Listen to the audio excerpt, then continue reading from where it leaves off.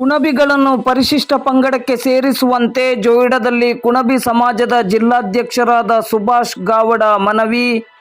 ನಾಡಿನ ಬುಡಕಟ್ಟು ಸಾಂಸ್ಕೃತಿಕ ಲೋಕಕ್ಕೆ ತನ್ನದೇ ಆದ ಕೊಡುಗೆಯನ್ನು ನೀಡುತ್ತಾ ಬಂದಿರುವ ಹಾಗೂ ಆರ್ಥಿಕವಾಗಿ ತೀವ್ರ ಹಿಂದುಳಿದಿರುವ ಕುಣಬಿ ಸಮುದಾಯವನ್ನು ಪರಿಶಿಷ್ಟ ಪಂಗಡಕ್ಕೆ ಸೇರಿಸುವಂತೆ ಕುಣಬಿ ಸಮಾಜದ ಜಿಲ್ಲಾಧ್ಯಕ್ಷರಾದ ಸುಭಾಷ್ ಗಾವಡ ಅವರು ಗುರುವಾರ ರಾತ್ರಿ 8 ಗಂಟೆಗೆ ಜೋಯಿಡಾದಲ್ಲಿ ಮಾಧ್ಯಮದ ಮೂಲಕ ಮನವಿಯನ್ನು ಮಾಡಿದ್ದಾರೆ.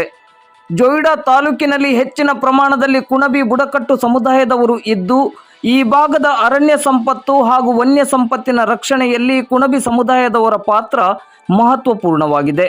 ಕಾಡು, ಮರ, ಪರಿಸರ, ವನ್ಯ ಪ್ರಾಣಿಗಳನ್ನು ಆರಾಧಿಸುವ ಹಾಗೂ ಭಕ್ತಿಯಿಂದ ಪೂಜಿಸುವ ಕುಣಬಿ ಸಮುದಾಯದ ಆರ್ಥಿಕ ಪರಿಸ್ಥಿತಿಯನ್ನು ಮನಗಂಡು ಕುಣಬಿ ಸಮುದಾಯವನ್ನು ಪರಿಶಿಷ್ಟ ಪಂಗಡಕ್ಕೆ ಸೇರಿಸಲು ತುರ್ತು ಕ್ರಮವನ್ನು ಕೈಗೊಳ್ಳಬೇಕೆಂದು ಸುಭಾಷ್ ಗಾವಡ ಅವರು ಕೇಂದ್ರ ಸರ್ಕಾರಕ್ಕೆ ಮನವಿಯನ್ನು ಮಾಡಿದ್ದಾರೆ. ಸಂಸ್ಕೃತಿಗೆ ಬುಡಕಟ್ಟುಗಳ ಸಂಸ್ಕೃತಿ ಆಚಾರ ವಿಚಾರ ತುಂಬ ದೊಡ್ಡದಂಥ ಕೊಡುಗೆಯಾಗಿದೆ.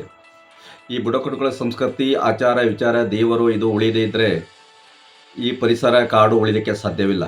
ಬುಡಕಟ್ಟುಗಳು ಹಾಡುಗಳೇನಿದೆ ಇದು ಸಂಪೂರ್ಣವಾಗಿ ಪರಿಸರ ಕಾಡು ಜೀವಿಗಳು, ಜಲಜೀವಿಗಳು, ನದಿ ಮೂಲಕ ಸಂಬಂಧಿಸಿದ್ದು ಇರುತ್ತದೆ. ಇವುಗಳನ್ನು ಹಾಡುವುದರ ಮೂಲಕ ಈ ಪರಿಸರ ಸಂರಕ್ಷಣೆ, ಕಾಡು, ವನ್ಯಜೀವಿಗಳ ಸಂರಕ್ಷಣೆಗೆ ಮಾಡಲಿಕ್ಕೆ ತುಂಬ ಸಹಕಾರಿಯಾಗಿದೆ.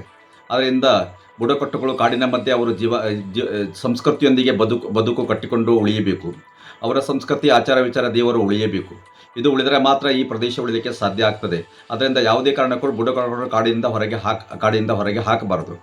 ಈ ಬುಡಕಟ್ಟುಗಳ ದೇವರು ಸಂಸ್ಕೃತಿ ಏನಿದೆ ಇದನ್ನು ಜೀವಂತವಾಗಿ ಇಂಥ ಹಬ್ಬ ಹರಿದಿನಗಳ ಆಚರಣೆಗಳ ಮೂಲಕ ಬುಡಕಟ್ಟುಗಳನ್ನು ಸಂರಕ್ಷಣೆ ಮಾಡಿ ಇಡ್ತಿದ್ದಾರೆ. ನಿಜವಾಗಿಯೂ ಉತ್ತರ ಕನ್ನಡ ಜಿಲ್ಲೆ ಜೋಯಿಡಾ ತಾಲೂಕಿನ ನೆರೆಯ ಗೋವಾ ರಾಜ್ಯದಲ್ಲಿ ಬುಡಕಟ್ಟು ಕುಣಬಿಗಳನ್ನು 2003ರಲ್ಲಿ ಪರಿಶಿಷ್ಟ ಪಂಗಡಕ್ಕೆ ಸೇರಿಸಲಾಗಿದೆ. ಈ ಜನಾಂಗವನ್ನು ಪರಿಶಿಷ್ಟ ಪಂಗಡಕ್ಕೆ ಸೇರಿಸದೇ ಇದ್ದರೆ ಈ ಸಂಸ್ಕೃತಿ, ಈ ದೇವರು, ಕಾಡು ಮತ್ತು ಪರಿಸರ, ಕಾಡಿನ ಮೂಲಗಳು, ಕಾಡು ಪ್ರಾಣಿಗಳು ಉಳಿಯಲಿಕ್ಕೆ ಸಾಧ್ಯ ಇಲ್ಲ. ಈ ಜನರನ್ನು ಈ ಕಾಡಿನ ಸಂರಕ್ಷಣೆ ಮಾಡಿ ಇಡಬೇಕು ಅಂತ ಹೇಳಿದ್ರೆ ಇವರನ್ನು ಪರಿಶಿಷ್ಟ ಪಂಗಡಕ್ಕೆ ಸೇರಿಸಲೇಬೇಕು.